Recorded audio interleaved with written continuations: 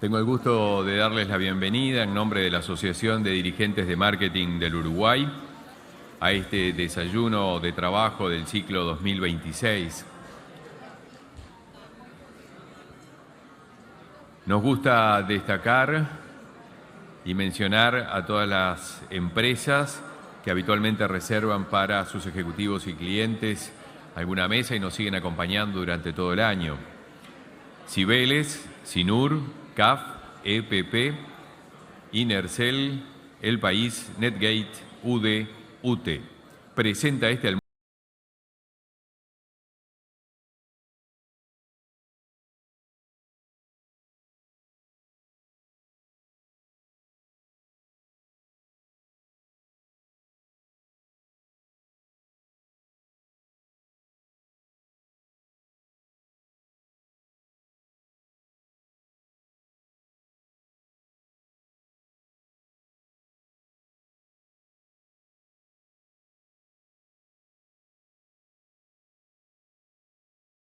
auspician ANCAP, Automóvil Club del Uruguay, Antel, Balance, Blue Cross and Blue Shield, Sinur, Codere para Maroñas, Hipódromo de las Piedras, Sofitel Montevideo, Megalabs, Netgate, Securitas, Universidad de la Empresa, UTE. UTE presenta pequeños grandes consejos de túnicas en red. ¿Sabías que puedes ser más eficiente con tu heladera? Antes de abrirla, pensá qué necesitas sacar. De esta forma, evitamos pérdidas de energía. Al momento de cerrar la heladera, fíjate que la puerta quede bien cerrada y que los burletes estén sanos para que el cierre se mantenga hermético y que no entre el calor a la heladera. Y si la heladera es clase A, mucho mejor. Así cuidamos la energía con eficiencia energética. Lo probamos en casa y funciona. UTE, avanzamos con energía. Nuestro departamento de capacitación brinda el mejor espacio de aprendizaje y formación permanente y dinámica, ofreciendo tecnicaturas, diplomaturas, talleres de corta duración e intenso aprendizaje. Es objetivo de ADM formar a los mejores líderes, generar habilidades, conocimiento a través de la innovación y visión a largo plazo. Estudiar en ADM te preparará exitosamente para un mundo cambiante, de grandes desafíos y de permanente evolución. Te invitamos a conocer nuestra propuesta a través de adm.com.uy o por el 098-788-999. ADM, Educación Ejecutiva de Alto Impacto. En Balance, hace más de 20 años acompañamos tus inversiones. Sabemos que el tiempo de invertir es hoy. Porque invertir abre nuevas oportunidades. Invertir es transformar tu mundo. Invertir es crecer, es seguridad y también libertad para elegir la vida que querés. Invertir es fortaleza, es superar obstáculos. Invertir es confianza, confianza en vos y en lo que va a venir. Invertir es equilibrio, invertir es ganar, porque al superarte le ganas al futuro, porque invertir es más tiempo para disfrutar de lo que amás. Y de los que amás. Balance. Es tiempo de invertir.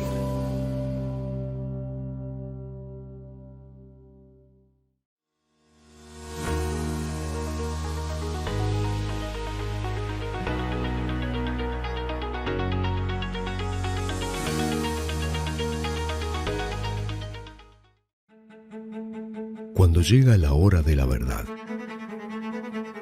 cuando algo falla, cuando aparecen los problemas, cuando los que eligieron precio se arrepienten, cuando los que estaban seguros ya no lo están tanto. Es ahí, cuando tus decisiones te hacen sentir protagonista. Securitas, la empresa que eligen los que eligen seguridad. En el 2026, sigamos volando juntos. Están abiertas las inscripciones en la UDE, con bonificaciones muy especiales, para que lances tu carrera en una universidad comprometida con la excelencia académica y ética. Te brindamos 2 sedes en Montevideo, 2 en Punta del Este, una en el departamento de Colonia, Facultad de Ciencias Agrarias en Montevideo y nuestro campus virtual. Más que nunca, Universidad de la Empresa. Tu carrera, tu futuro. info@ude.edu.uy.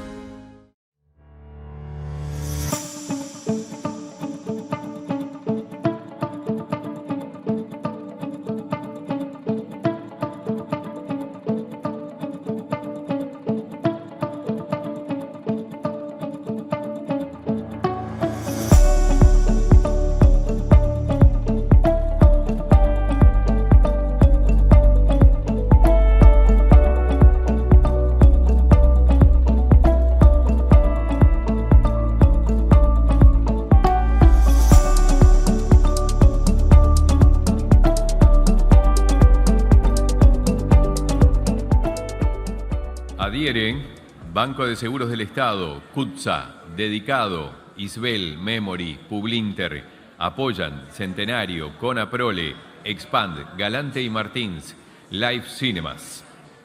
Es un gran honor para la Asociación de Dirigentes de Marketing del Uruguay darles la bienvenida y recibir como oradores invitados a los economistas Isaac Alfie, Jorge Caumont, Javier de Aedo. Acompañan al presidente de ADM, doctor Jorge Auchalja, y a los disertantes en la mesa principal, contador Enrique Iglesias, secretario general de ADM, señor Enrique Giner, senador de la República, Carlos Moreira, senador de la República, Andrés Ojeda, director de ANP, Jorge Gandini, embajador de Rumania, Filip Radu Migal.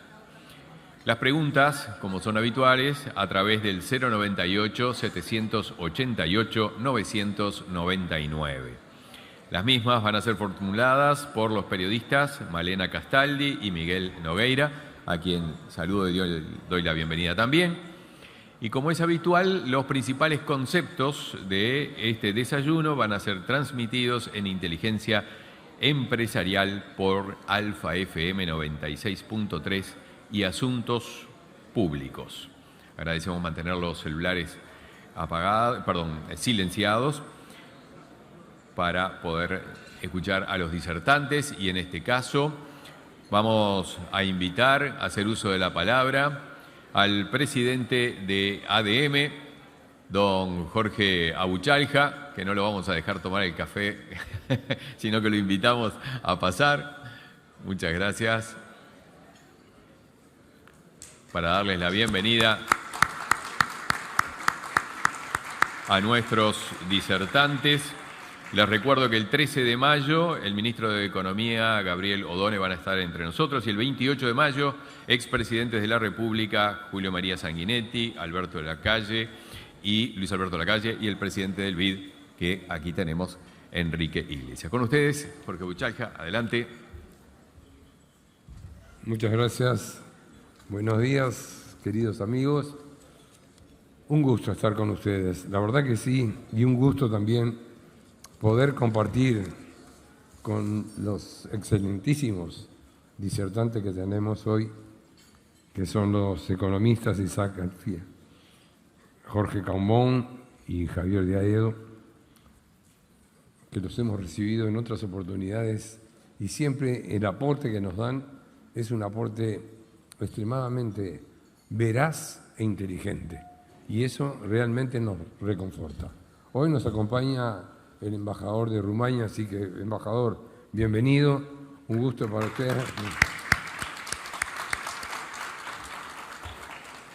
Y también nos acompaña el doctor Enrique Iglesias, así que un aplauso para el doctor. Y también el doctor Ricardo Servino, gran amigo de nosotros, que también ministro. y sí, aplaudir es divertido y da alegría. Autoridades nacionales todas, bienvenidos, señores embajadores y representantes de países amigos, bienvenidos, señores presidentes y representantes de cámaras empresariales y asociaciones profesionales, bienvenidos, señores de los medios de comunicación, gracias por estar con nosotros, bienvenidos, señores decanos, docentes de la Universidad de la Empresa, bienvenidos, queridos consocios y también el contador Ricardo, estoy cansado, que nos acompaña. Queridos consocios todos, bienvenidos.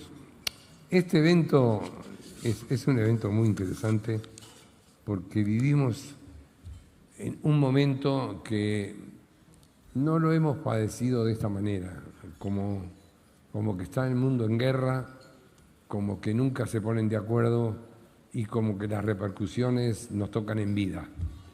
Y eso nos confunde, no sabemos hacia dónde ir, y en todas las reuniones que uno participa, la opinión es esa.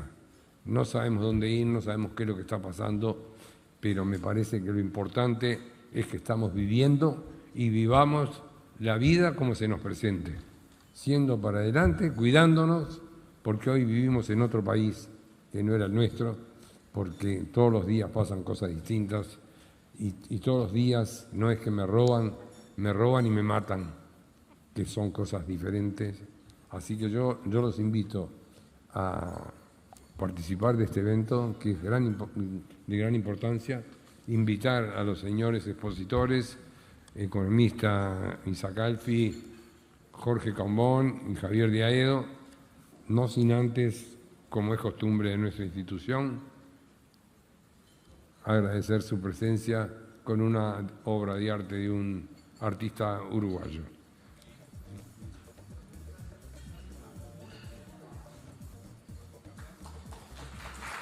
Como es habitual, reciben un obsequio, un recuerdo por este desayuno, obra de artista plástico. Cada uno de los expositores van a tener 15 minutos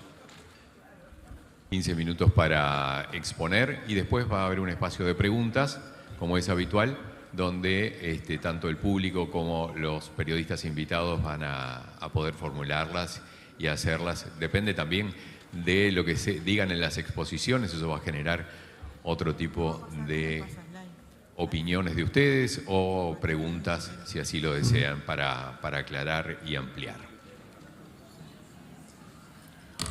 Bueno, muy buenos días a todos. Muchas gracias a ADM por la invitación.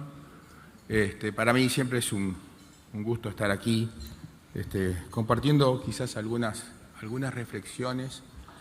En este caso yo le puse la coyuntura ante un nuevo, dice shock, es shock, el nuevo shock petrolero. Voy a organizar esto básicamente en pocas cosas, es el análisis del shock petrolero y nuestro sector externo, y primero el barrio, Argentina-Brasil básicamente, luego entender un poco la parte fiscal, y por último, básicamente, algunas reflexiones sobre cómo funcionó y cómo sigue funcionando el sistema de ahorro previsional en la parte de capitalización. Pero cortito. Antes que nada, uno lo que empieza es, bueno, ¿qué está pasando en el barrio? ¿O qué pasa en el barrio?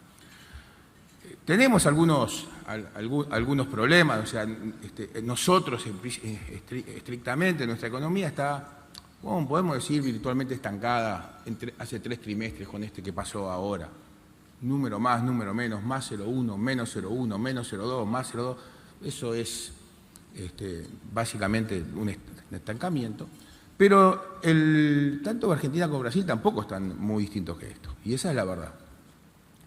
En Argentina, lo que se ve también en Argentina y Brasil en los primeros números de este primer trimestre es una mejora, o un principio de mejora, más en Brasil que en Argentina, pero en Argentina los últimos datos estarían mostrando un inicio de cierta recuperación, que en principio nos debería a nosotros beneficiar, ¿sí? O por lo menos poner en un camino más razonable, o por lo menos de cierto crecimiento, aunque sea. El tema de Argentina, claro, sigue siendo político. La inestabilidad política y las encuestas que aparecen todos los días, no sé cuántas encuestadoras hay, pero todos los días aparece una encuestadora y eso genera un ruido, más allá de los ruidos propios que se autoinfringe el gobierno, los goles en contra que se hace poco menos que uno por semana. Bueno, eso pone yo genera ruidos y ese ruido de alguna manera se traslada siempre a la economía y yo creo que está frenando las inversiones, ¿sí? De hecho, bueno, el ministro de Economía argentino está en esta suerte de pedir un préstamo a bancos, pero avalado con préstamos de organismos multilaterales, demuestra eso, demuestra que seguramente el mercado no praisea más el riesgo país de lo que las autoridades quieren y por ende no han salido a colocar. Ahora bien, tanto Argentina como Brasil, ¿sí?, con lo que está pasando ahora en el mundo, están recibiendo un shock positivo. Y de magnitud, en general, bastante fuerte. ¿Por qué? Porque en ambos casos la cuenta de energía, la cuenta externa de energía es positiva. Argentina tenía una cuenta externa de energía muy positiva, la destruyó entre el año 2003 y 2008-2009, pasó a ser muy negativa. Bueno, fue totalmente negativa hasta que empezaron de vuelta, de alguna manera, a hacer inversiones en el sector de energía. Y hoy es positiva, o sea, hoy las exportaciones de gas y petróleo ya superan a las importaciones y además se da un fenómeno conjunto, que no es solo en este caso, sino en general en muchos de los casos de la historia, donde también sube el precio del resto de los commodities cuando sube el petróleo, ¿sí? Y sube bastante fuerte. De hecho, la soja subió más de 60, 70 dólares en este tiempo, que bueno, que es casi 20% en términos gruesos. También subió el maíz, también subió el trigo. En Argentina y en Brasil no hubo sequía, por lo tanto la campaña de verano también es buena. Y entonces están recibiendo un shock positivo en toda su cuenta externa. Eso también se ha reflejado en parte, entiendo yo, que en el tipo de cambio, más allá de las políticas monetarias, ¿sí?, restrictivas, sobre todo en Brasil, muy fuertemente, con tasa de interés real muy alta, se está reflejando en el tipo de cambio que se han valorizado sus monedas y nos han dado un respiro a nosotros en términos de tipo de cambio real. O sea, que por el lado del barrio, yo entiendo que si no es en este trimestre, a partir del trimestre siguiente, las cosas nos van a dar un respiro, por lo menos. Bueno, nosotros tenemos algunos problemas y algunas, diríamos, ventajas o virtudes o cosas que hemos construido razonablemente. Yo no llego a ver eso que puse ahí, entonces lo voy a decir de memoria. Como acá no se puede ver, ¿qué vamos a hacer? La tecnología, tenemos la inteligencia artificial, pero todavía no tengo los lentes yo. Hay un alto déficit fiscal, y el alto déficit fiscal no es de ahora. Ya con el año pasado y con este vamos a tener una docena de años de un déficit fiscal casi del 4% y una docena de años de déficit primario, o sea, el déficit antes del pago de intereses. La verdad que es una situación que no es sostenible, no es sostenible. De hecho, no solo Uruguay, en el mundo entero, los déficits fiscales son muy grandes. Los mercados de deuda han cambiado bastante y es posible tener estos largos periodos de desequilibrio sin tener inflaciones grandes, pero solo porque los mercados de deuda han cambiado. Si esto pasaba hace la década del 80 o del 70, ni que hablar, y mismo quizás a principios de los 90, esto no era posible, ¿sí?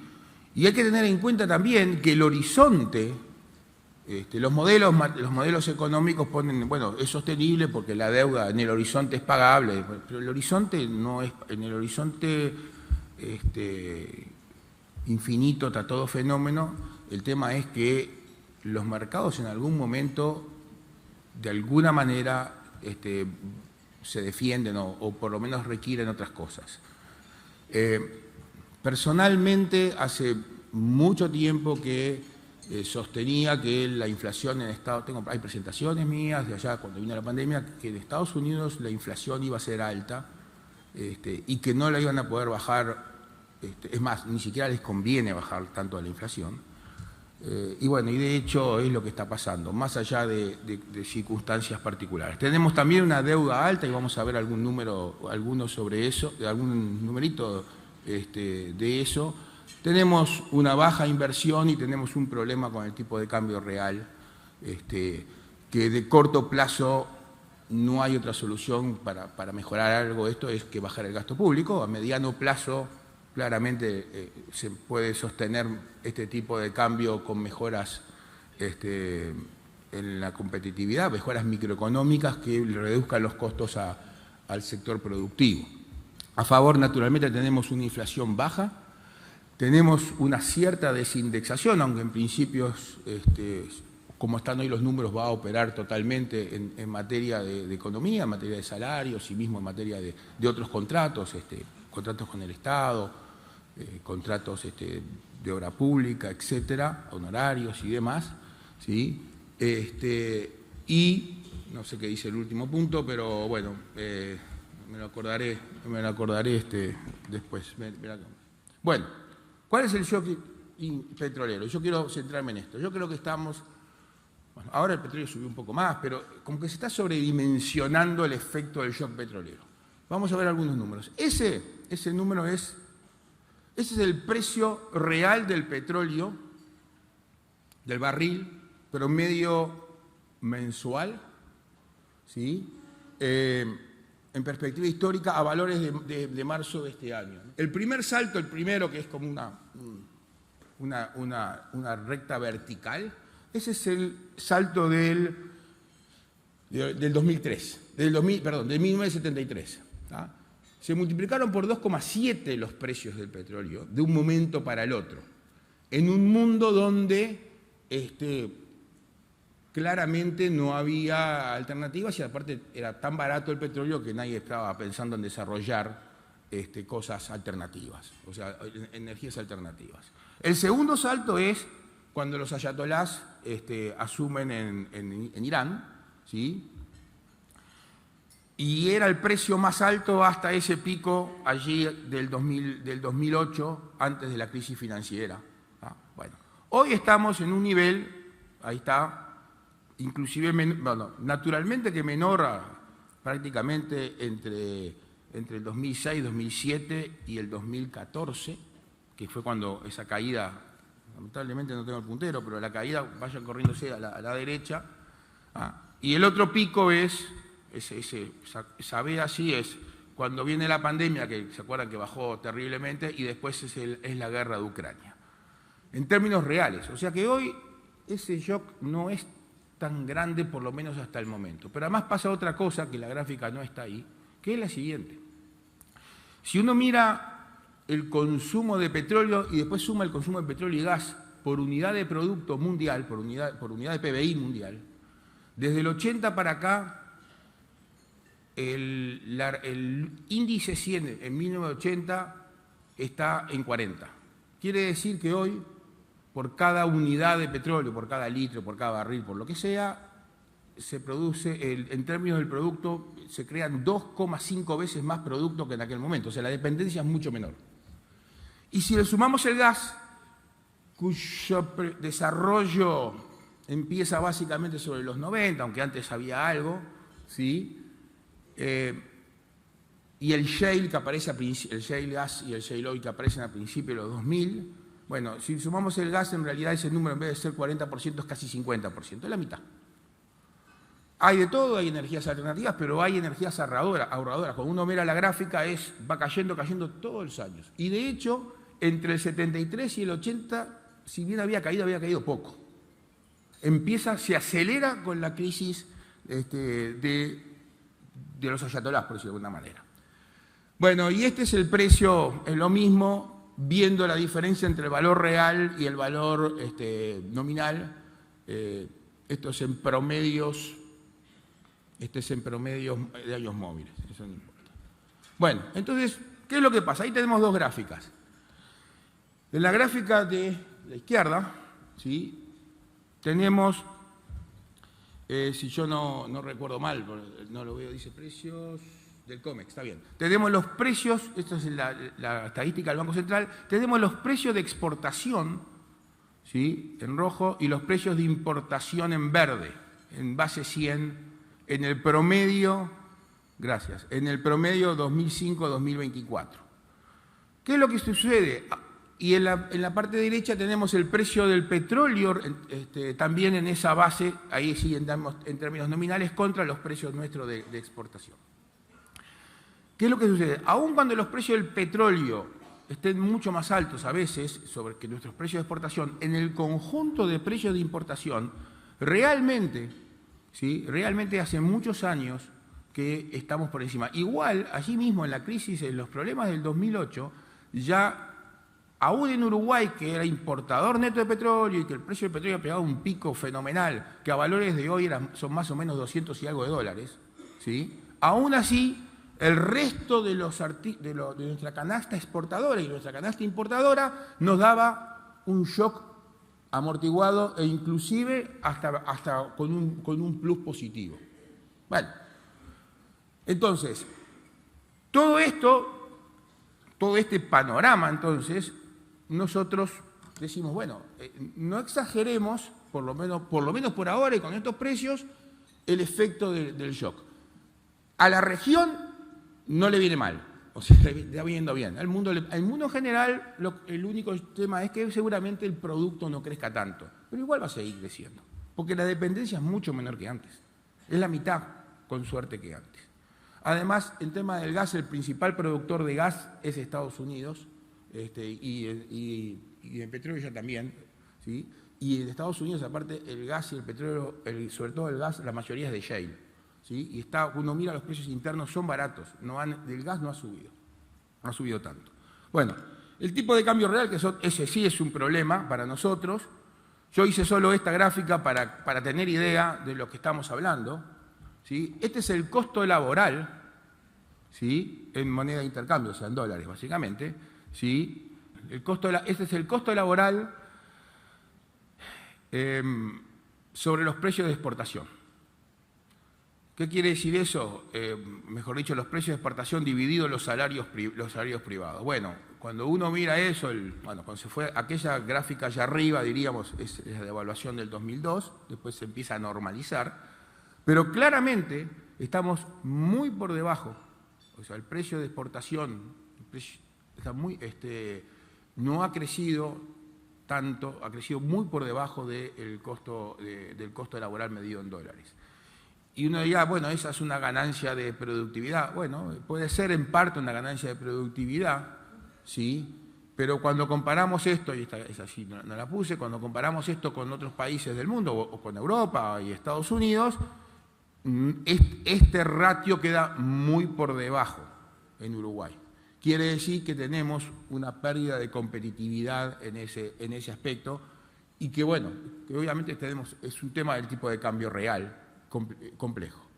Bueno, las finanzas, si vamos a la deuda y demás, ahí tenemos el resultado fiscal que yo les decía, creo que está desde el año 2008, si no estoy equivocado, no me acuerdo exactamente desde cuándo está el gráfico.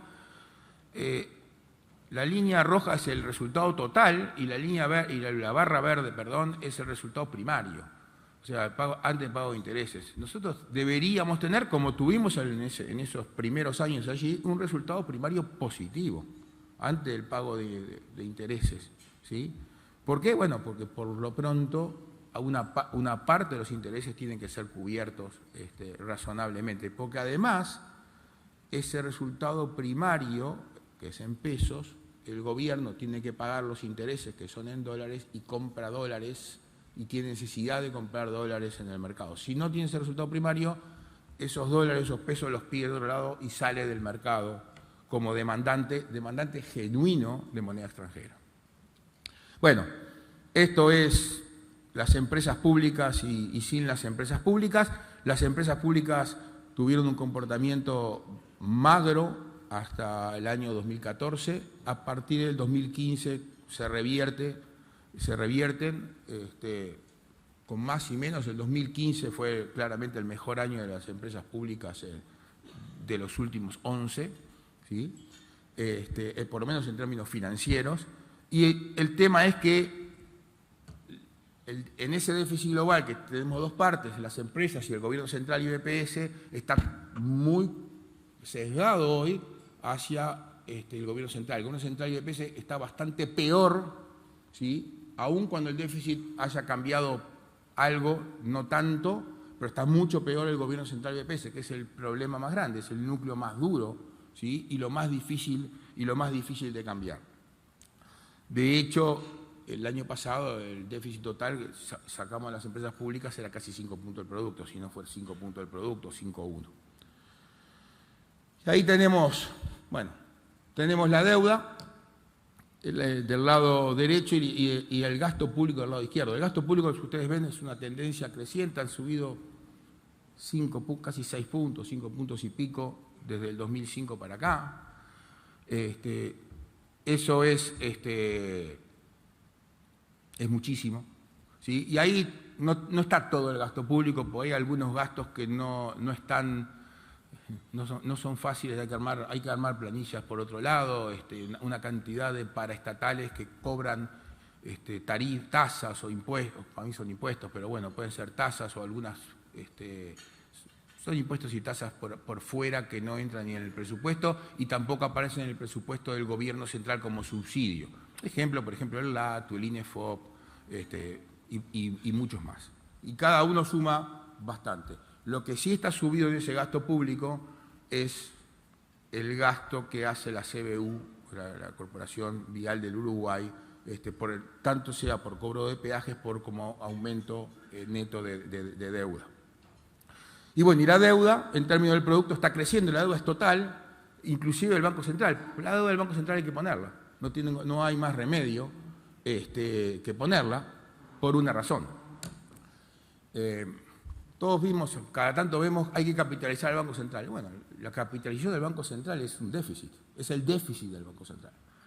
¿Y se capitaliza de dónde? Del gobierno central. Por más que no se cuente en la deuda, bueno, hay que contarla, porque yo no creo que ninguna administración, y esta estoy seguro que no, y las pasadas no, claramente, hace muchísimos años que esto no pasa. Si esa deuda en algún momento es reclamada o demás, la vamos a cumplir. Y no vamos a querer cumplirla, ¿sí?, emitiendo dinero.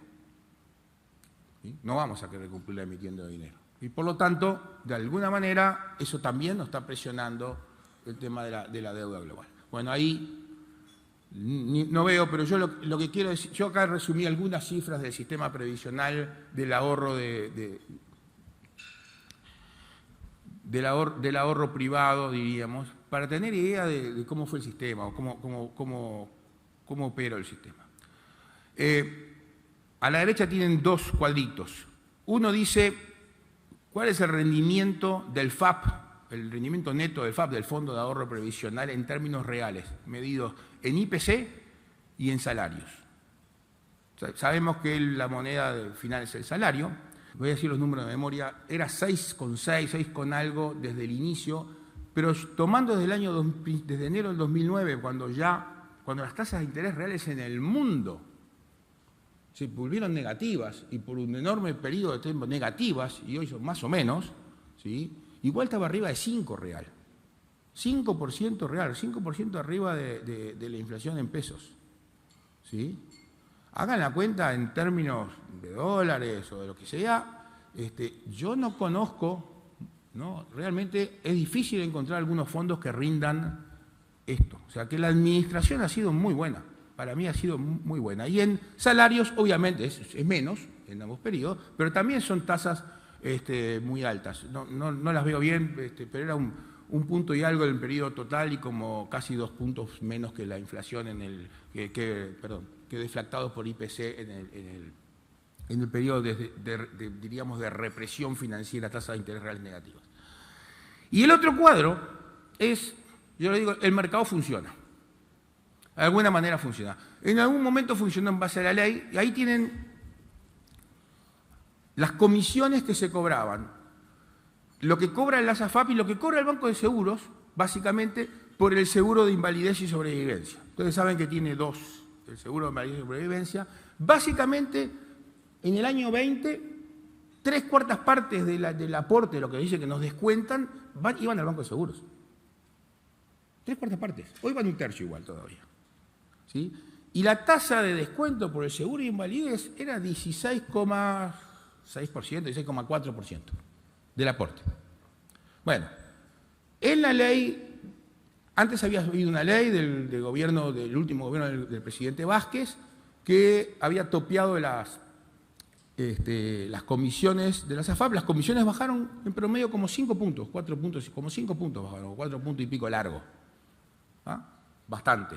Bueno, nosotros, me acuerdo cuando vimos esto y empezamos a ver la ley, en la ley propusimos, y el Banco de Seguros lo sabía y lo aceptó, ¿sí? Y dijimos, mirá que esto es así, empezamos a discutir eso en el 2021, y dijimos, mirá, acá hay, la ley anterior lo que dice, o la ley actual lo que dice es, solo está autorizado a hacer el seguro de invalidez y sobrevivencia durante la vida activa, que cubre básicamente si el ahorro previsional no, si lo que tiene acumulado la persona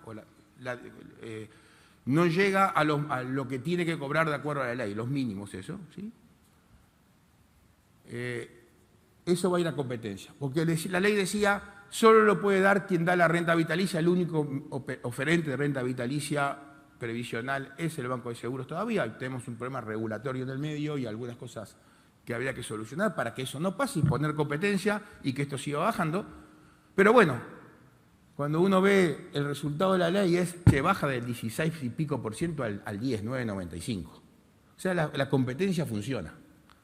Y esa baja de más de 6 puntos es más que la reducción de lo que pasó con las comisiones mismas de la ASAFAP, ¿sí? E implica un incremento bien importante en la capitalización.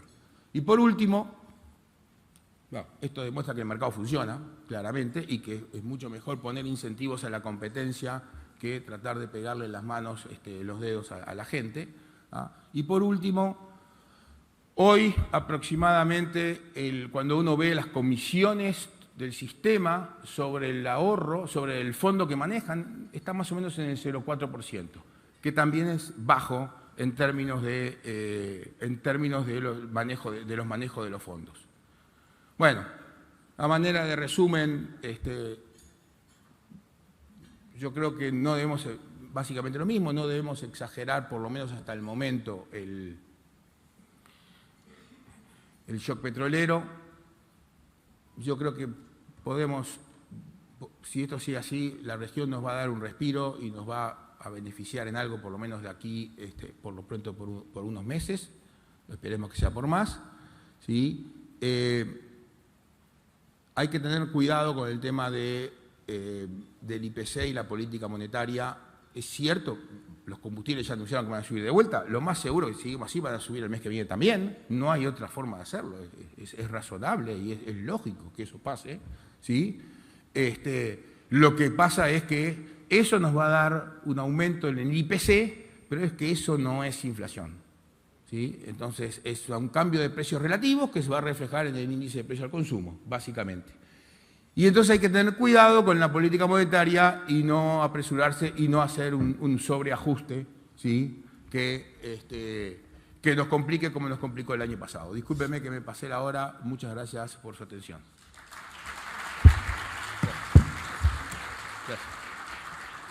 Muchas gracias, economista del FIE. Le damos la palabra ahora a Jorge Caumont. Agradezco la invitación de Jorge y su gente, y agradezco que hayan venido también a escucharnos a este grupo de economistas, que grandes alumnos míos, Eldito y Javier. Hay otros, ¿no? Pero ellos también. Yo quisiera primero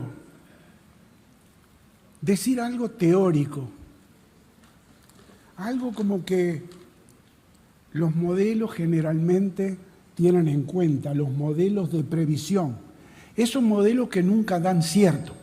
Al final, cuando uno compara lo que se dijo con lo que ocurrió, generalmente no coincide.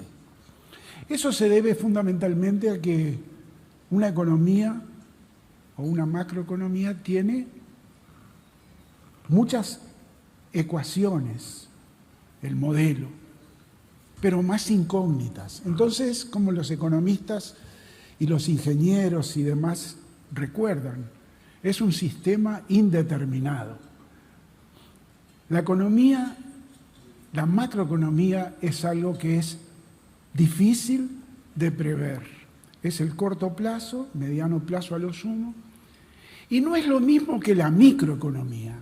Algunos economistas en Uruguay o algún economista está diciendo hoy que nos graduamos en macroeconomía y que ahora deberíamos graduarnos en microeconomía. Microeconomía es la formación de precios en distintos tipos de mercado.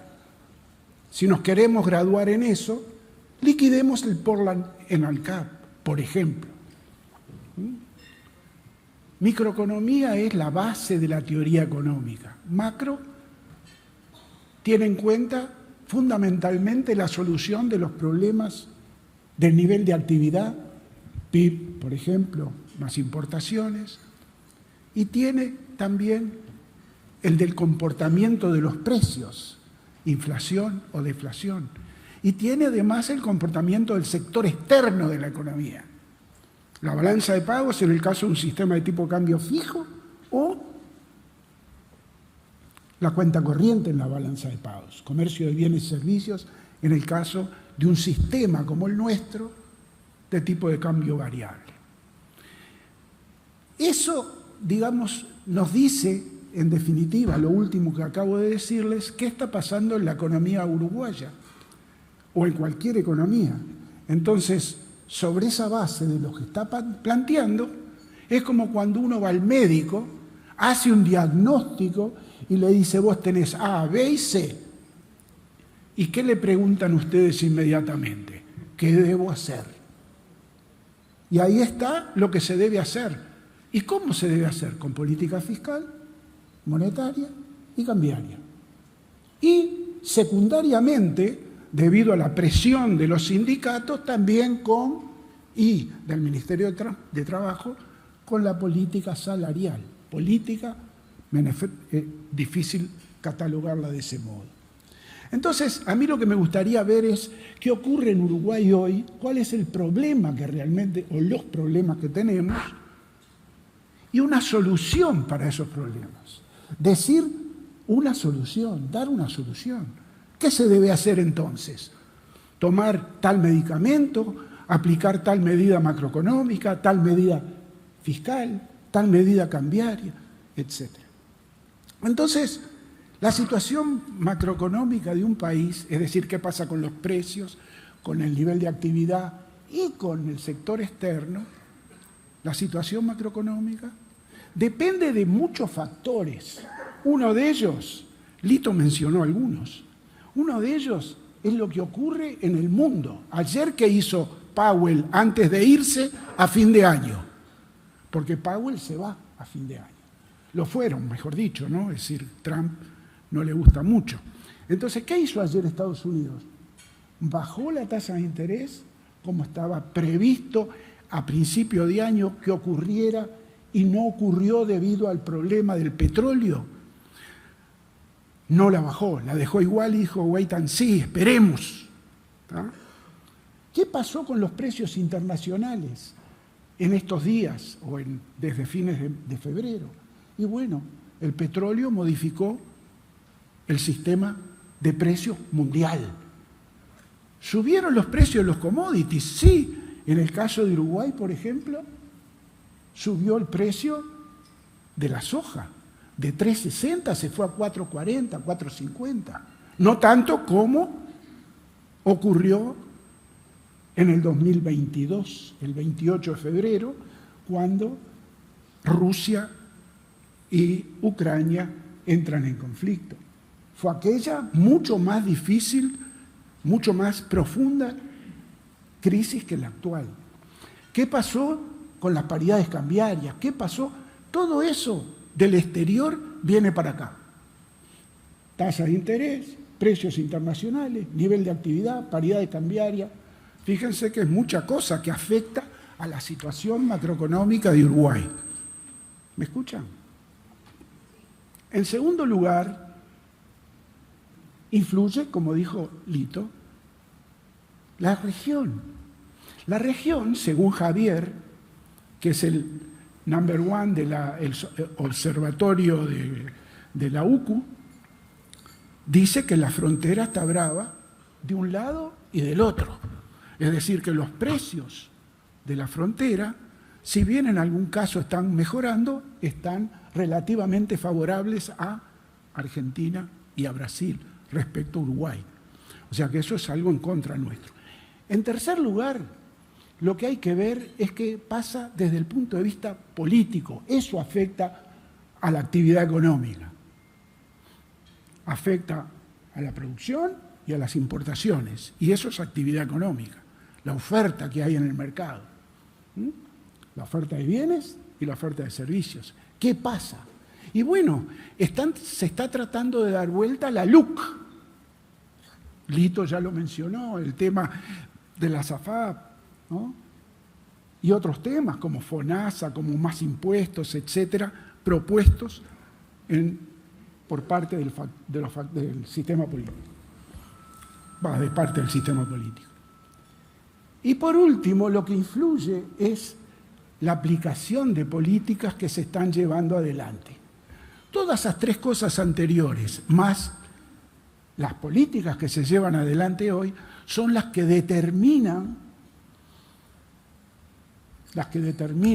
la situación macroeconómica, qué pasa con los precios, qué pasa con el nivel de actividad y qué pasa con el sector externo. Lo repito para que se formen, digamos, un modelo en la cabeza de analizar las cosas. No es un tema de competitividad solamente, es mucho más grave. Entonces, ¿qué se está haciendo desde el punto de vista macro? Con la política monetaria. Se usa, como ustedes saben, mover la cantidad de dinero para controlar a la inflación o para mejorar el nivel de actividad. Va por un lado y va por otro. Lo dice muy claramente, no se dice muy claramente en Uruguay eso, porque siempre se usa la política monetaria para controlar la inflación. Pero ustedes, si leen lo que dice, por ejemplo, Powell o el Copón de Estados Unidos, ¿no? Cuando tiene que modificar la tasa de interés, dice, está mal la economía, bajo la tasa. El desempleo está alto, bajo la tasa de interés. ¿Para qué? Para que el consumo aumente, para que la inversión aumente, etcétera. Porque la tasa de interés es un determinante básico del consumo privado, de la inversión privada. Y también del sector externo, pero eso lo vemos pues. Entonces, y si lo que está mal es la inflación, como venía ocurriendo en Estados Unidos y acá, lo que se hace es subir la tasa de interés. ¿Por qué? Bueno, para restringir el gasto, aumentar el ahorro y de ese modo presionar a la baja los precios. Entonces, la política monetaria en Uruguay ha sido una política monetaria desde junio del 2022, una política monetaria relativamente expansiva. Primero contractiva y luego política monetaria contractiva. Hasta el 22, relativamente expansiva. Problema del COVID, había que estimular el consumo. Y luego política monetaria expansiva. ¿Digo bien? A ver, sí. Restrictiva. ¿Para qué? Para controlar la inflación. Pero, ¿con qué se controla la inflación? Restringiendo la cantidad de dinero. Política monetaria de esa naturaleza. Se disminuye se trata de disminuir la cantidad de dinero. De hecho, la cantidad de dinero en los últimos 4 años ha crecido al 4.6 en términos anualizados. Entonces, se restringe la cantidad de dinero. Se restringe. Pero para restringirla, se saca dinero para controlar la inflación y aumenta la deuda del Banco Central, que mencionaba Lito. Y la deuda del Banco Central aumenta al doble en los últimos 4 o 5 años. ¿Por qué la deuda del Banco Central aumenta tanto y no se considera cuando se habla de deuda? Y porque hay lo que se llama el carry trade, pero el carry trade no local solamente, no es internacional, también local. ¿Qué significa eso? Que la tasa de interés en Uruguay más alta, por ser restrictiva la política monetaria, que la de Estados Unidos, la del dólar. Entonces hay una atracción a los activos financieros en moneda local, al peso. Y eso lo que hace es simultáneamente bajar al tipo de cambio. Pero por otro lado, se pide aumentos de salarios. Entonces, como mencionaba Lito, de vuelta, perdonen que lo cite, ¿no? Que no se enoje, no menciona a Javier porque todavía no habló, pero bueno, nosotros vemos cosas exorbitantes, es decir, de lo malo. Por ejemplo, la caída del tipo de cambio respecto a los precios. 47% desde el 2000 y 20 y pico por ciento desde el diciembre del 2023. Y peor aún, porque en ese lapso, en el último, subió el salario. Entonces, en términos salarios, ha caído sensiblemente la competitividad. Cuando uno mira el estado de resultados de una empresa, ustedes miran el estado de resultados, consideremos el caso de un exportador o el caso de un sustituidor de importaciones. ¿Qué ven? Y bueno, que está trancado subir. ¿Por qué? Porque tenés competencia externa o no podés ir al exterior. Ese es el ingreso. ¿Por qué? Y bueno, porque depende del tipo de cambio. Que está. ¿Y acá qué hay? Y acá básicamente Uruguay lo que puede exportar es salario. Pero el salario subiendo, ¿qué pasa? Se achica la rentabilidad. Se baja la competitividad y afecta a la inversión. La inversión hoy es el 15% del PIB. 10% de ese 15% es para reponer lo que se rompió en el camino. O sea que no hay inversión. ¿Tá? Bueno, perdonen. Esa es la política monetaria. O sea que es una política que hay que revisar a muerte. A muerte. ¿Tá? En segundo lugar, está la política fiscal que se usa. Y como decía Lito también, perdón, ahí va a decir Javier seguramente, hay un déficit fiscal del 4 y pico, 4, que va a ser muy difícil abatirlo. Y ese déficit fiscal es expansivo, entre comillas, por el lado del gasto, porque el gasto sube, pero un gasto ineficiente, etc. Y una política tributaria tremendamente restrictiva. Política de gasto expansiva, pero difícil que tenga un efecto importante en la actividad económica, que tenga un efecto importante en la actividad económica, seguir subiendo el gasto público, y tremendamente restrictiva por el lado de los tributos. Yo siempre decía, ¿no?, que, perdonen que diga yo, ¿no?, pero efectivamente era yo, bien o mal, era yo. Cuando el tema de los tributos para la solidaridad social me hace acordar a un señor que tenía un balde de agua que sacaba de un aljibe y que tenía que llevar el balde de agua 300 kilómetros para llegar a donde lo tenía que llevar. ¿Cómo llega el balde de agua? ¿Con toda el agua? No, esto es igual. Vos recaudás con tal impuesto para la solidaridad de no sé qué, de la infancia, de la vejez, de la no sé cuánto, siempre la solidaridad. Y resulta que, ¿qué pasa? Que siempre otra vez tenés los impuestos directos, que son IRAI, IRPF, patrimonio, ¿cómo es? El primaria, todos esos,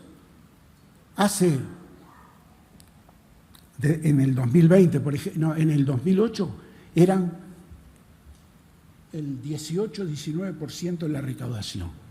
Hoy es el 42% de la recaudación. ¿Se mejoró algo? Y aparentemente el déficit fiscal siguió, etc. Así que la política monetaria, como instrumento de mejoramiento del nivel de actividad, solo no sirve.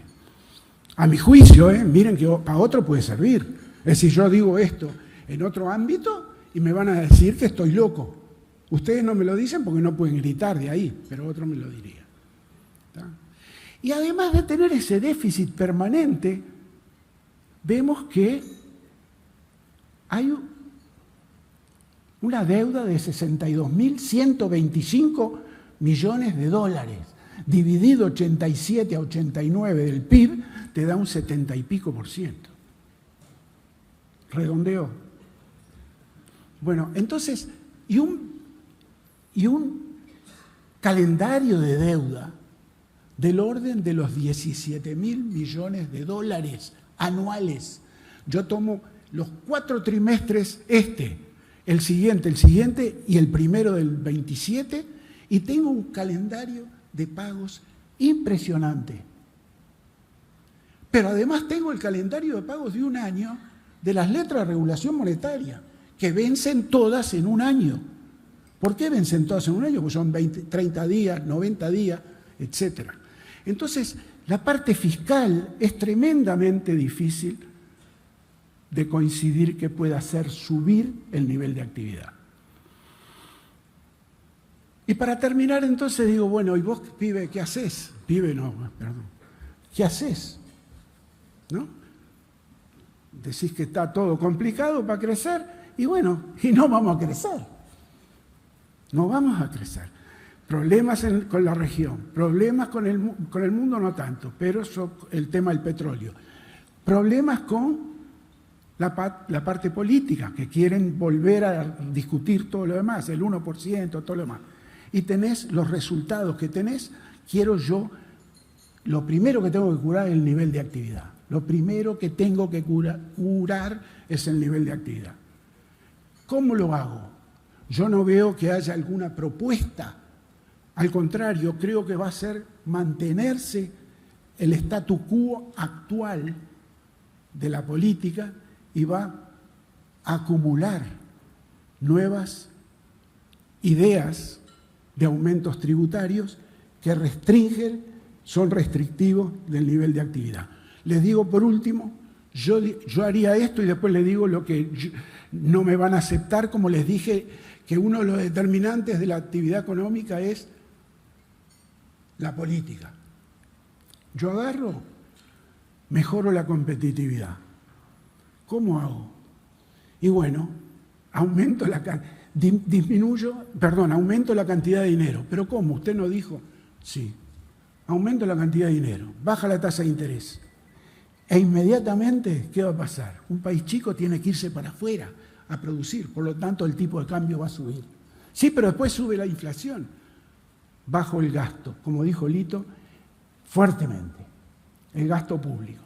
Y con la baja del gasto público, bajo lo que se llama la política tributaria. ¿Eso se va a poder hacer? Sos un iluso. No se va a hacer. Ya sé que no se va a hacer, pero es lo que yo haría. ¿Está? Y para terminar entonces, le digo como no se hace lo que yo haría, ¿qué creo que va a pasar? No vamos a crecer, vamos a tener una inflación más alta que la que dicen quienes contestan la encuesta del Banco Central, que nosotros, yo no la contesto, Lito, vos, creo, nadie contesta, porque en algún momento, hace muchos años, hubo una filtración de qué contestaba cada uno, sin que dijeran que efectivamente lo que hacen hoy, ¿no? Entonces dijeron lo de Lito, ¿qué decía él? Y yo dije, no, me pliego, porque él dijo, no voy más, y yo dije, me pliego, no voy más. Entonces yo no estoy en la cuestión esa. Pero ellos dicen, y tienen razón, son muchos, tienen razón, no sé, la evidencia nos va a dar la razón o no, el método científico siempre es fundamental.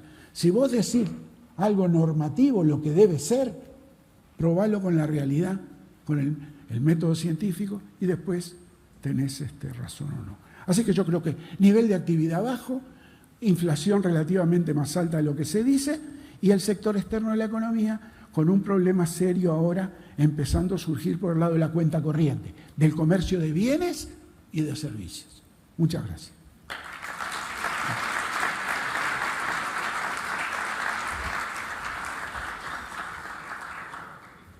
Muchas gracias.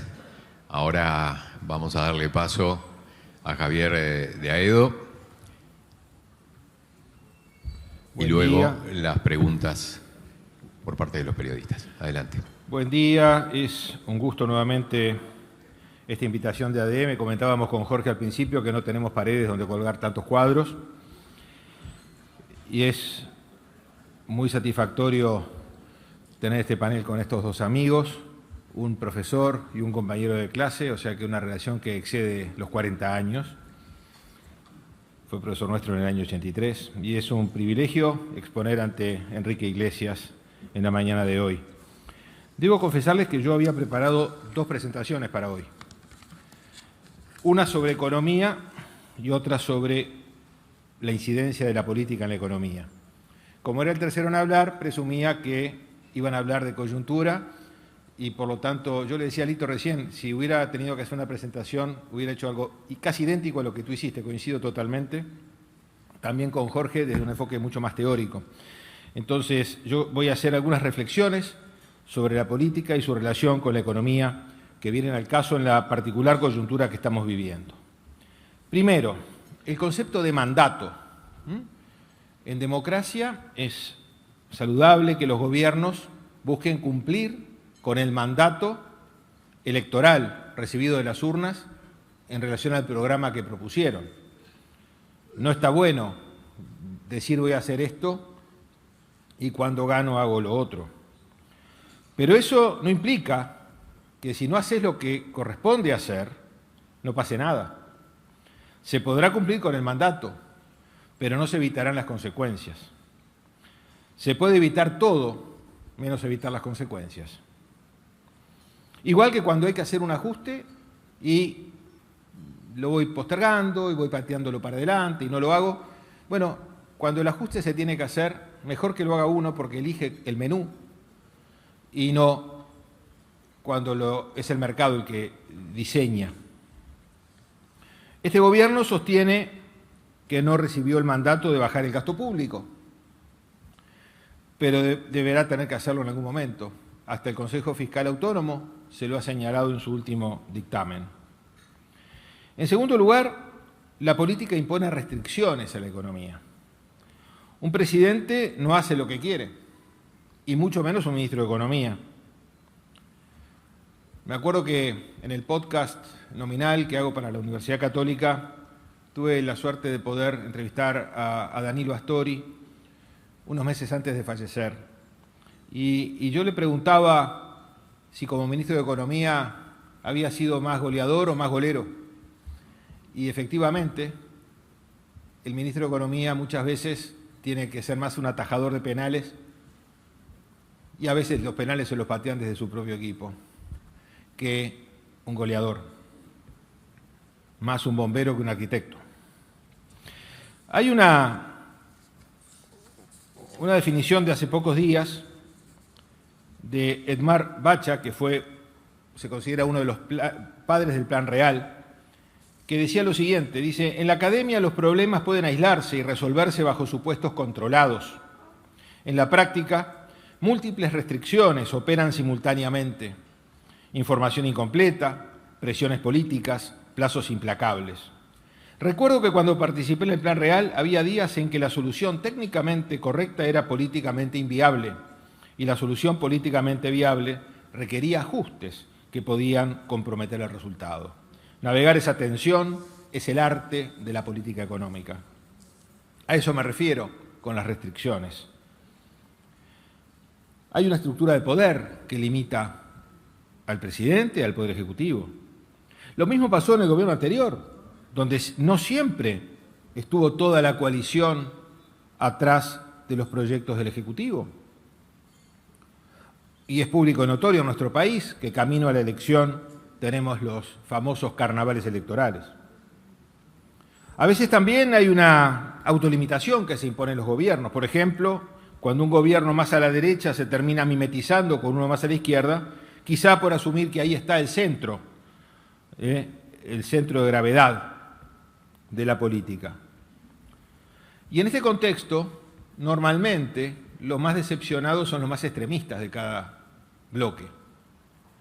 Es decir, quienes esperaban que el gobierno anterior tuviera algún reflejo liberal, se quedaron con las ganas. Y en este gobierno, quienes tienen un reflejo más socialista, parece que no se están quedando con las ganas. Después hay un elemento que yo siempre insisto en mis columnas, el ADN uruguayo. Los uruguayos, más o menos todos, tenemos algún contenido de vallismo en sangre. Podría ser peor, podría ser peronismo en sangre, como tienen los argentinos, ¿no? Ese social estatismo vallista que nos caracteriza. Tenemos buenos representantes, pero no lideran a la sociedad.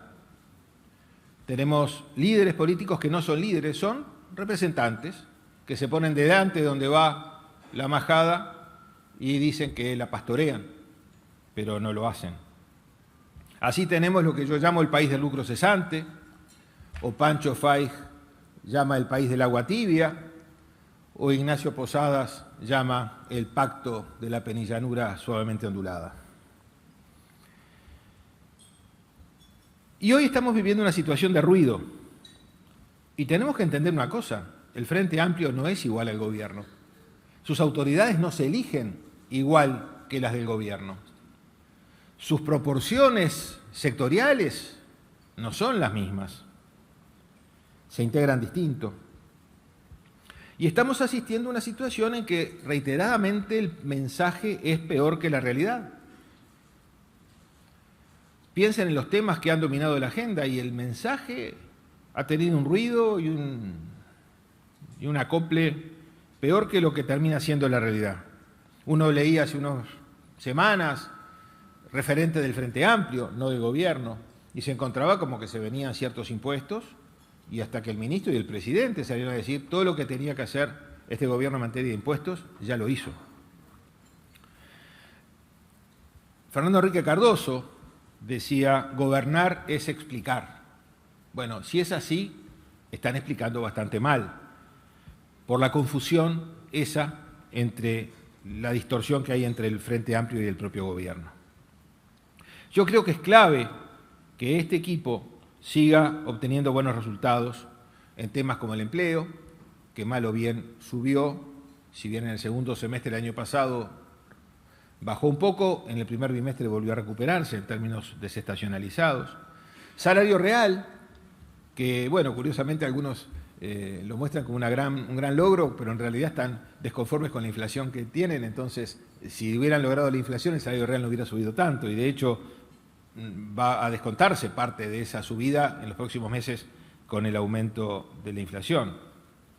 Y temas como el de la pobreza, que más allá de que el margen de error de las estimaciones hace que no puedan ser estadísticamente significativas, es claro que hay una tendencia descendente desde el año de la pandemia para acá, en las dos estimaciones que conocemos.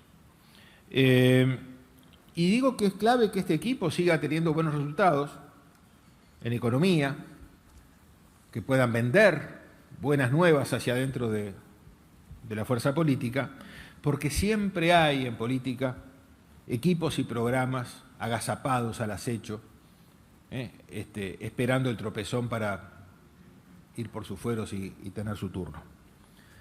En este contexto, y con eso termino, después podemos hablar de coyuntura si las preguntas lo requieren, todos los informes que hablan de Uruguay, de agencias calificadoras de riesgo, de organismos internacionales, de bancos de inversión, elogian nuestra institucionalidad. Y sobre las espaldas y los hombros de nuestra institucionalidad pesan cada vez más kilos la mochila que carga.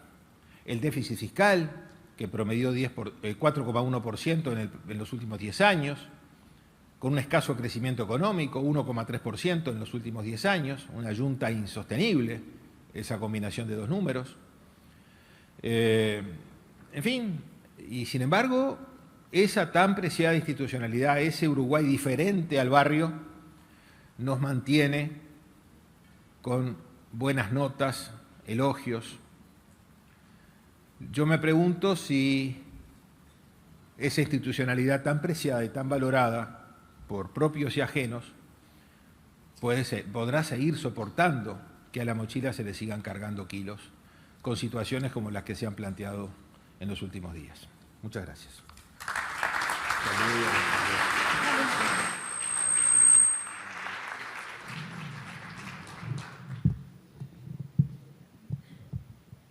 Con muchísimo gusto le damos la palabra. Muchas gracias de Aedo, a Miguel y, por favor, Malena, adelante, cuando quieran.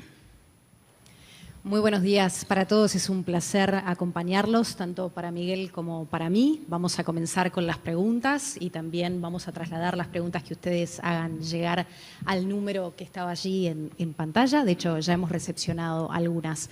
Me gustaría, como decía Aedo, empezar por algunos temas de coyuntura. Ha hecho muchísimo ruido en la última semana lo que dio como resultado el documento del diálogo social. Ha habido algunas declaraciones y análisis. Me gustaría empezar por el FIE, que sobrevoló este tema cuando se refirió al rendimiento del FAP, a las comisiones. Conocer cuál es su opinión, teniendo en cuenta también que participó de la última administración que llevó adelante la reforma de seguridad social. ¿Cuál considera que sería el impacto concreto si se llevaran a cabo las medidas propuestas en este documento, respetando el proceso legislativo mediante? Y concretamente, ¿cuál sería el impacto en las jubilaciones?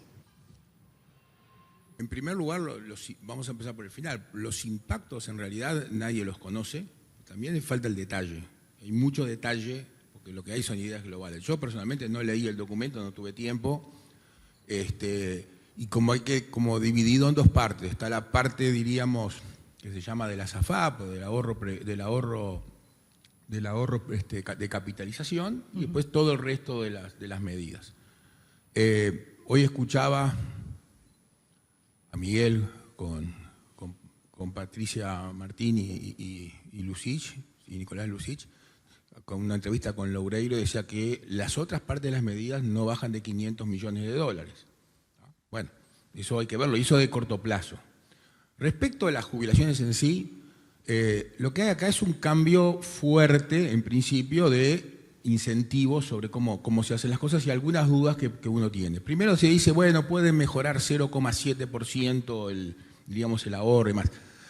Puede mejorar o puede empeorar, depende, capaz que mejora ahí, pero después empeora en términos del costo que tiene que asumir el Estado cuando hace la administración de esos fondos, o sea, cuando toma los fondos en un fideicomiso único, no sé, puede ser. Los números que yo mostré es que la mejora es infinitamente superior con las dos medidas, una legal fuerte, la otra legal en base a competencia. ¿Sí? Bajar 6 puntos y pico la comisión total sobre el aporte es subir muchísimo, 6 puntos y pico la base del ahorro. La rentabilidad ha sido muy buena, ¿sí? Y por lo tanto a mí me deja dudas, porque además pasa otra cosa, entre otras cosas que pasan. La propia ley prevé, es un artículo que se puso, que el fondo de ahorro provisional pueda ser pasado a cobrar una comisión directamente sobre capital administrado, que es lo usual en cualquier fondo. ¿Sí? Nosotros acá se cobra todo upfront, primero. Muy bien. Entonces, hoy estaría dando 0,4, es una comisión baja. Ahora, a mí, por ejemplo, hace 30 años me cobraron por 30 y pico años para adelante. ¿Y qué pasa? Le vamos a dar a otro que va a cobrar, porque como ya no puede cobrar cuando recibe el aporte, va a cobrar de vuelta sobre lo que ya cobró. No sé cómo es. En la ley era bastante fácil hacerlo porque son los mismos que lo tienen y como es un fondo, tiene unas cuotas. Sobre estas cuotas no te cobro porque ya te cobré, sobre las nuevas cuotas te voy cobrando en la administración. Me parece buena cosa que pase eso a mí, claramente, pero no sé cómo se va a resolver en este caso, por ejemplo, en este caso. ¿Sí? Algunos legisladores de la oposición señalaron que esto se trataba de una estatización. ¿Usted está de acuerdo con ese concepto? Lo que pasa acá es el siguiente. En materia conceptual, los fondos pasan del sector privado como tal, de un fideicomiso administrado por el sector privado, a un fideicomiso administrado por el Estado. O sea, son fondos que son administrados por el Estado y que, entiendo yo, como todo fideicomiso, cuando hace un contrato va a dar un mandato. ¿Sí? En el estatuto hay un mandato. Bueno, el que va a dar el mandato ahora es el Estado. Llámenlo como quieran. A mí el nombre, lo que importa es la sustancia.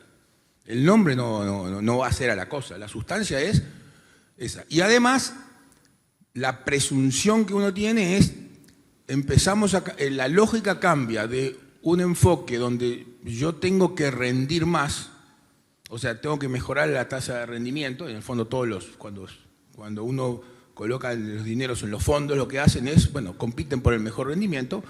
Acá es muy posible, por la forma que actúa el sector público, usualmente, que vayamos al menor costo. El menor costo no asegura el mejor rendimiento. Cuando uno ve esos rendimientos del FAP y demás, prácticamente casi todas las AFAP, un poco más, un poco menos, el rendimiento neto al final es más o menos parecido.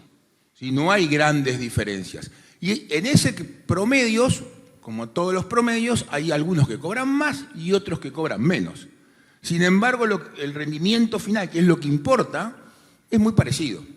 Bueno, de eso estamos hablando, ese es el cambio. Vamos a sumar al resto de los panelistas porque, profesor, para hablar de este mismo tema, si quieren, tanto Javier como Jorge, hacer alguna puntualización. Yo no leí mucho, creo que falta mucho camino para tener la propuesta que eventualmente pueda ser aprobada. Pero desde el pique a mí, si estoy en la situación de un trabajador, no me gusta que el Estado sea el que reciba todos mis datos y el que licite mi plata. Lo quiero hacer yo, directamente con la AFAP que quiera, pero no que alguien, sobre todo de naturaleza pública, una empresa o institución pública, sea la que en definitiva decida por mí. Eso es lo que yo por ahora puedo decir, debido a que todavía no sé cómo va a ser la propuesta final. ¿Y le parece que el esquema de licitación funciona? A mí me parece que yo la hago mejor la licitación que alguien que me la hace por mí. A eso me refiero. ¿Tá? Si yo quiero además ir a una, ¿por qué tengo que ir con la manada, ¿no? Con el camión colgado a otra? Que elige a alguien por mí, a través de una licitación. Es decir, yo quiero ser yo el que gobierno mi posición en la SAFAP. Javier. Sí. Hola. En parte, con lo que yo mencionaba recién sobre el ruido y la mala comunicación, es parte de la respuesta que tengo que dar a esto.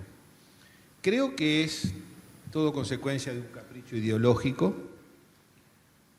Creo que el Ministerio de Economía y Finanzas, que según dice Búsqueda Hoy, se va a poner al frente de este tema, va a buscar minimizar el daño. Y creo que es bueno que sepamos, porque algunas personas dicen cualquier cosa, esto no tiene nada que ver con la decisión del kirchnerismo de confiscar los fondos de las AFJP y eso sí, estatizar el sistema totalmente en beneficio de la ANSES. Bien, otras preguntas que en este caso, de acuerdo a la exposición de ustedes. Entra en vigor el acuerdo Unión Europea-Mercosur mañana. Allí también hay ruido porque se sabe que hay dificultades en cómo se dividen las cuotas y quiero una opinión de los tres breve con respecto a qué expectativas tienen con respecto a esta unión aduanera que finalmente se concreta con este arranque a partir de mañana. Javier. Siempre se dijo que estos acuerdos no tienen efectos inmediatos. Evidentemente entramos en otro proceso, que es a la interna del bloque, en disputa por las cuotas, pero en fin, es un proceso que es la continuación del proceso inicial que culminó con la aprobación bilateral de los dos bloques, pero yo diría que no veo consecuencias en lo inmediato. Estas cosas son buenas que se hagan, pero empiezan a surtir efecto más adelante. Yo voy a ir un poco para atrás. En 1977, en Uruguay no se podía importar. ¿Está? Había prohibición de importaciones, depósitos previos, las que fueran autorizadas y cosas por el estilo. El hecho es que cuando se empezó a hablar de bajar aranceles y permitir, como dijo Alejandro B. Villegas en su momento, que había que liberar las importaciones, el Uruguay se vino abajo. De ninguna manera se quería que hubiese libertad de importar y otras cosas y levantar otras prohibiciones por el estilo. Se propuso, como ahora, se propuso ir a un programa de desgravación arancelarias y cosas por el estilo, y en determinado momento, no sé cómo, comenzó a funcionar eso. Y a medida que empezó a funcionar, desaparecían las ineficiencias de las empresas que vendían bajo la protección arancelaria, y los consumidores empezaron a ver y a auscultar y a gozar de lo que eran precios menores. Sí, se pudieron importar cubiertas a un precio menor y cosas así.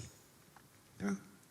Hoy estamos en una nueva etapa solamente de apertura bilateral, que tenemos otras, con el Mercosur, con México, con Colombia. Yo digo, ¿por qué no con Estados Unidos? ¿Por qué no con el resto con China, etcétera? Lo mejor para el consumidor es, sin ninguna duda, estar abierto al mundo. No solamente financieramente, como hoy ocurre, sino también comercialmente. ¿No? Y yo creo entonces que hayan cuotas por un tiempo, no hayan cuotas, todo lo demás, no importa eso. Lo que importa es que haya una manera de ir a un arancel cero con todo. Un impuesto a las importaciones, los que estudiaron economía internacional lo saben, es un impuesto a las exportaciones. Así que sepan los exportadores que si permiten importar, van a estar mejor. Bueno, ya dijeron todo. Ava Lerner, 1936, el teorema. A ver, yo creo que lo que está pasando ahora con el tema de las cuotas es un problema ya interno del Mercosur histórico, ¿no? O sea, es increíble que después de 20 y pico de años no hayan definido, aunque sean los porcentajes, después vamos a ver qué sacamos. No, mirá, no sé si sacamos 1 o sacamos 20. Bueno, pero el porcentaje a Uruguay le toca tanto, a Paraguay tanto, etcétera, según los sectores. Pero bueno, eso es la típica nuestra. Yo creo que, como bien dijo Javier y como dijo Jorge también recién, o sea, beneficio va a traer. No soy tan optimista porque en cuántos beneficios, porque Europa realmente no está bien. Esa, la verdad, si uno mira las gráficas y mira el desarrollo de Europa desde el año 2008 para acá, Entre el 90 y el 2008 fue muy parejito con Estados Unidos su desarrollo del ingreso per cápita. Después se ha distanciado fenomenalmente, ¿sí? Europa no está bien. Ahora, de todas maneras, por lo pronto yo calculo que insumos industriales, si están liberados desde ahora, nos van a beneficiar mucho tener insumos industriales de alta calidad y de mejor tecnología traídos de Europa, por lo pronto. O sea que beneficios van a haber. Los beneficios más importantes siempre se ven en el mediano plazo. Entonces, bueno, habrá que resolver los problemas sobre la marcha, pero es una buena cosa. Al final siempre es una buena cosa. De Aedo traslado una de las preguntas del público. Si fuera ministro de Economía por 24 horas, ¿qué 2 o 3 medidas tomaría en la coyuntura actual para mejorar la situación económica que se presenta muy problemática? No aceptaría ser ministro por 24 horas. Si tuviese que priorizar. No, coincido con lo que ellos dijeron sobre la política monetaria. Eso no es del Ministerio de Economía, obviamente. Pero es clave. Es decir, los comités de política monetaria, los bancos centrales tienen un doble mandato sobre inflación y sobre actividad económica. Algunos colegas acá piensan que solo uno, priorizan solo uno.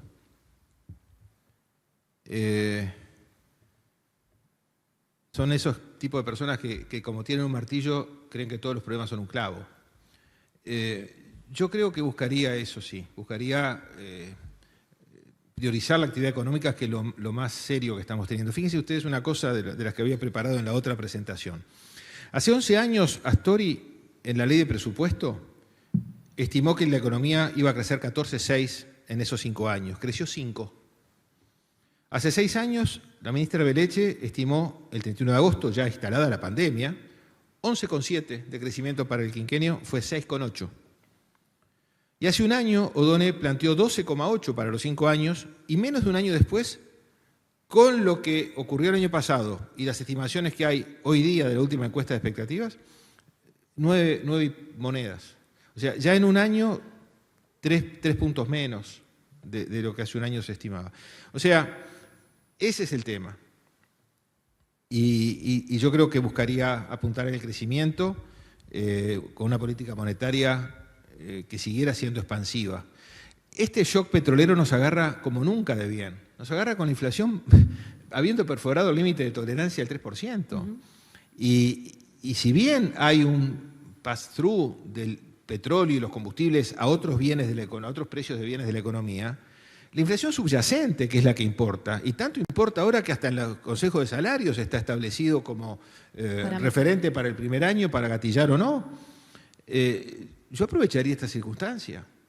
Que la inflación general se disparara por arriba de la meta un poco, mientras la subyacente no la supere, yo creo que me quedaría quieto en materia de política monetaria. O sea que yo iría por ese lado, básicamente. ¿Cuál sería una inflación aceptable? No, 4,5 está bien. La meta es la meta, es la que se aceptó por parte de todos, que debe ser.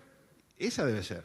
Pero hoy nos agarra bien parado con una inflación por debajo, que el impacto de estos 7% que se van a acumular, no sabemos cuántos, pero es lo que corresponde, como bien decía Lito, no van a pegar tanto en ese índice general en la subyacente como en el índice general. Algunas de las preguntas han sido contestadas. Alguien preguntaba qué impacto puede tener la inflación, lo decían en la exposición, algunos de ustedes lo decía Javier ahora, otros hablaban de si era estatización, también se ha dicho. Javier de Aedo. En noviembre, en el diario El País, una entrevista, decías que el dólar estaba por lo menos 10 pesos abajo. O sea, hablabas de un dólar a 50 pesos cuando el dólar estaba a 40. ¿Seguís manteniendo eso? Lo que yo decía es que si uno ve los indicadores de tipo de cambio real y compara la situación observada con el promedio histórico, uno tiene que ser gráfico, ponerle número a las cosas, ¿no? Efectivamente da más o menos lo mismo. En aquel momento estaba bajando y terminó en 37.50 el 23 de enero. Ahí reaccionó el equipo económico hasta el extremo de llegar a señalar que si fuera el caso iban a salir al mercado por parte del Banco Central a comprar dólares de modo de sostener su precio, lo que es casi una agresión a la ortodoxia, según lo que los últimos bancos centrales han establecido. Y bueno, si uno ve hoy el tipo de cambio real extrarregional, está por debajo de 80 en relación al promedio histórico. O sea, para ir al promedio histórico tendría que estar un 25% más arriba, un 25% de 40 da 10. Retomo el tema de los combustibles que mencionaba de Aedo y le pregunto al FIE, porque cuando esta administración realizó algunos ajustes en cómo se establecían y se fijaban los precios con esta revisión a 2 meses, marcó un tope en la variación de 7%. Teniendo en cuenta el escenario actual y las presiones internacionales por lo que está sucediendo en Medio Oriente, ¿entiende que se avecina una marcha atrás con esta medida y este tope de 7%? ¿Qué recomendaría? Bueno, que recomendaría todos los gobiernos, cuando sufrieron los choques, fueron tratando de amortiguarlos y llevarlos al precio de la realidad en determinados pasos. ¿Pero este 7% queda actualizado? Bueno, yo lo que dije hoy es la cuenta es bastante fácil. El precio base es 30 pesos, todo lo demás son impuestos. Era más o menos 30 pesos, todo lo demás son impuestos. Sí, pero distribución y comercialización, pero eso sube por la inflación y nada, es muy poquito. Conclusión, hagan la cuenta, cuánto estaba el precio base, pongámosle del petróleo, aunque después está todo el tema de refinación y algunos problemas en la cadena de distribución. De hecho, el gasoil ha subido mucho más que las naftas, Entonces, haga la cuenta de cuánto es, qué porcentaje es. Si, por ejemplo, diera 50%, ¿ya? El aumento, que ahora está dando más, pero está dando 55, bueno, 50 sobre 30 da 15 pesos. ¿Ya? Se subió 5, se puede 5 y algo, se pueden subir 3 y pico en el gasoil, se pueden subir 5 y pico ahora de vuelta, y por eso yo digo que para mí, si esto persiste, va a seguir subiendo hasta acomodarse, y no hay otro remedio. Eso lo han hecho todos los gobiernos. En la administración pasada también pasó lo mismo con el shock con el petróleo de Ucrania, que de hecho, si ustedes vieron la gráfica, era mayor que en ese momento. ¿Tá? Sin embargo, también se fue amortiguando. No había un número fijo porque no había un compromiso exacto, entonces uno podía variarlo. Ahora, si yo entendí bien, en su momento, cuando se hizo la regla, se decía que había una banda de 7% y por lo tanto uno debería esperar más o menos 7%. Es cierto que cuando hay circunstancias extremas, nadie se va a escandalizar si la regla no se cumple estrictamente. Esa es la pura verdad. Y por lo tanto está. Y yo reitero que lo que dijo Javier es muy importante. De hecho, cuando pusimos la inflación subyacente pública, oficial, justamente cuando se hizo el nuevo IPC en el 22, octubre del 22, fue justamente para estos casos, para que la economía no se nos indexe por cualquier shock, nos queden los precios colgados allá arriba y después tengamos problemas en el nivel de actividad, que es lo que ha reclamado Javier implícitamente en eso que dijo recién. Una pregunta para Jorge Caumón.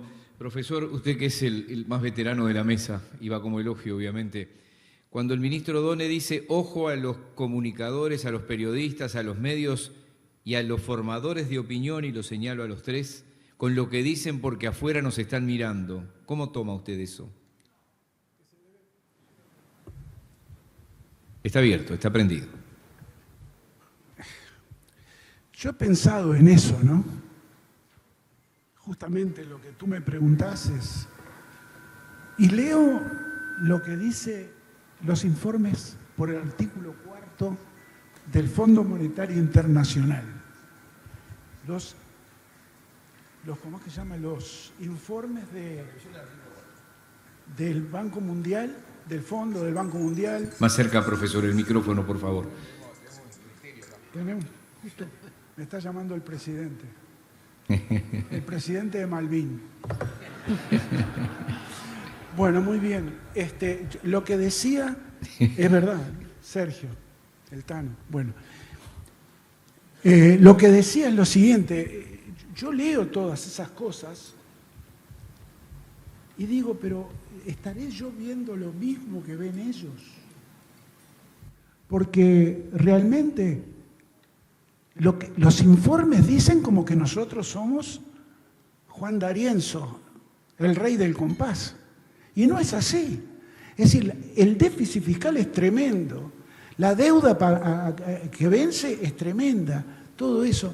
Entonces, yo digo, sí, a veces los periodistas se equivocan, ¿tá? Pero no solamente los periodistas, también los organismos multilaterales de crédito. Y se equivocan mucho. ¿Tá? Los periodistas, sí, por ejemplo, yo leo el diario y veo que hablan de la tasa de interés como el precio del dinero. Y no es así. La tasa de interés no es el precio del dinero.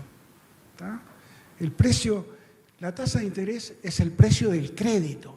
Pero son minúsculas, son pequeños errores. Pero lo que no es tolerable es los errores que hay en esos informes de los organismos multilaterales de crédito. Así que no es el problema de los periodistas, sino mucho más el de esas instituciones. Así que el ministro de Economía debe sentirse contento por lo que dicen ellos y no muy contentos cuando vos analizás a fondo la realidad. ¿Cómo va a crecer Uruguay? ¿Va a seguir aumentando el déficit fiscal, la deuda pública, todo lo demás? Que me la conteste el Fondo Monetario, que diga qué pasa. Simplemente dice, recomendamos que tengan más cuidado con la deuda. Y el ministro de Economía dice, tenemos el grado inversor 2 puntos arriba, por lo tanto tenemos que cuidar eso.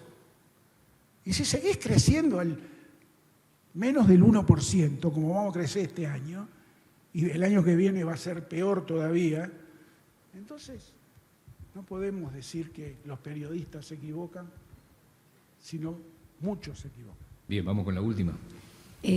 Decía recién Caumont que este año Uruguay va a crecer menos del 1%, el gobierno maneja un 1.6, 1.7%. De AEDO al FIE, ¿qué esperan para este año? Yo dije menos, Bueno, efectivamente en la ley de presupuesto para este año el Ministerio de Economía puso 2,2.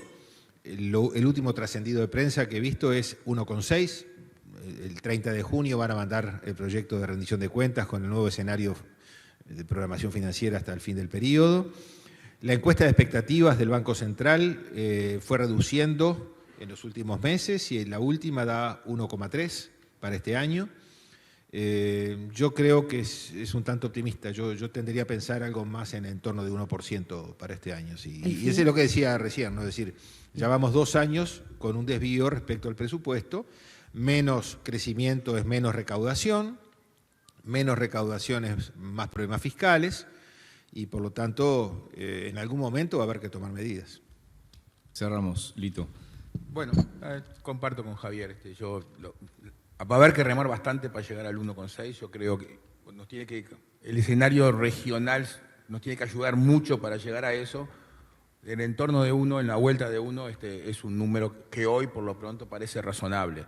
Y pasando eso, tendríamos ya 12 años seguidos con un crecimiento apenas superior al 1 o en la vuelta de 1%, que claramente es insuficiente para todo. Entre otras cosas, es insuficiente para una mejora sustancial en la calidad de vida. Porque cuando uno crece al 2 y pico, 3%, prácticamente todo el mundo mejora algo. Ahora, cuando crece al 1 es un promedio. Hay muchos que bajan y eso se deteriora. Y además, en el escenario donde estamos hoy, con esta revolución tecnológica fenomenal, esa aceleración que se ha dado en el último medio año, un año, más complica a quienes están más complicados. Y esa es la verdad. O sea, precisamos mucho mayor dinamismo. No me lo consultaron, pero yo entiendo que vamos a esperar la ley de fin de mayo que anunció el ministro, en la cual por lo pronto yo tengo cifradas esperanzas de que por lo menos haya algún cambio de reformas microeconómicas razonable, ¿sí?, que nos puedan poner en otro escenario. Dada la restricción que se dice que no se puede bajar el gasto, aunque el gasto puede bajar por las malas, como dijo Javier, y no es lo mejor, ¿sí?, porque ni siquiera pone el menú del mercado, pone el desorden absoluto, ¿sí? Bueno, pero lo otro hay que ver la profundidad y hay que ver después si le votan las leyes, pero por lo menos eso puede ser una luz de esperanza. Un breve comentario final. la masa salarial, que es precio y cantidad en el mercado de trabajo, va acollarada con el nivel de actividad económica. Si la economía crece menos, la masa salarial crece menos. Y si la masa salarial crece menos y el salario real, porque la inflación bajó más de lo previsto, crece más, el que paga los platos rotos es el empleo. Entonces yo creo que la variable central para monitorear el bienestar, el humor social en los próximos meses es la cantidad de personas ocupadas. Antes de despedirlos, les quiero decir a los que están acá que los almuerzos de mayo van a tener al ministro de Economía. No tengo más tiempo, profesor. Lamentablemente soy A ver, un segundo, por favor. Sí, un segundo. Como que va a cantar una, así bien cerca del micrófono. El crecimiento del último trimestre del año pasado respecto al mismo del año anterior fue 0,12. Quiere decir que la economía no estaba ni 1 ni 0,12. Eso significa que la economía viene en descenso, el crecimiento económico. Por lo tanto, yo lo que había previsto no era 1,5, yo decía menos de 0,5.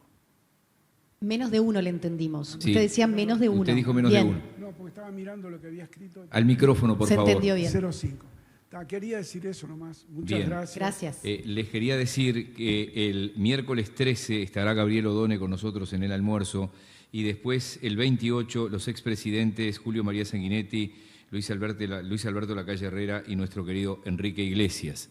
Gracias en nombre de ADM a ustedes, gracias también a los que vinieron hoy.